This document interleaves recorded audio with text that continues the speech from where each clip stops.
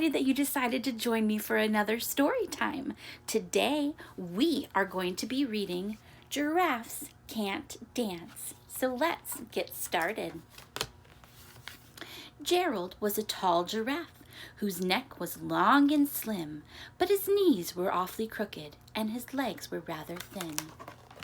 He was very good at standing still and munching shoots off trees, but when he tried to run around, he buckled at the knees. Now every year in Africa, they hold a jungle dance where every single animal turns up to skip and prance. And this year when the day arrived, poor Gerald felt so sad because when it came to dancing, he was really very bad. The warthogs started waltzing, the rhinos rock and rolled, the lions did a tango that was elegant and bold.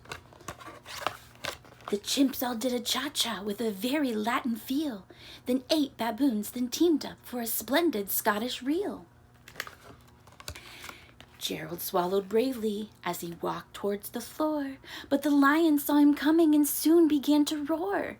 "Hey, look at clumsy Gerald!"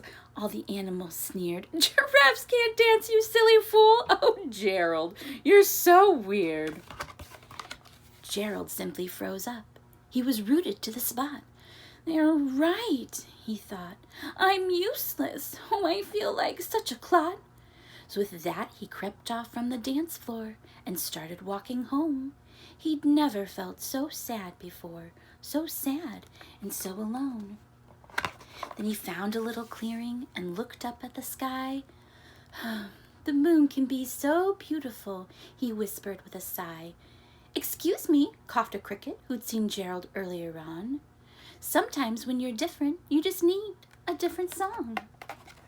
Listen to the swaying grass and listen to the breeze. To me, the sweetest music are those branches in the trees. So imagine that the lovely moon is playing just for you. Everything makes music if you really want it to." With that, the cricket smiled and picked up his violin.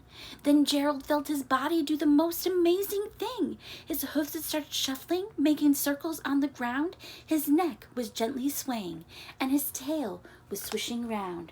He threw his legs out sideways, and he jumped them everywhere. Then he did a backward somersault and leapt into the air. Gerald felt so wonderful, his mouth was open wide. "I am dancing! Yes, I'm dancing! I am dancing!" Gerald cried.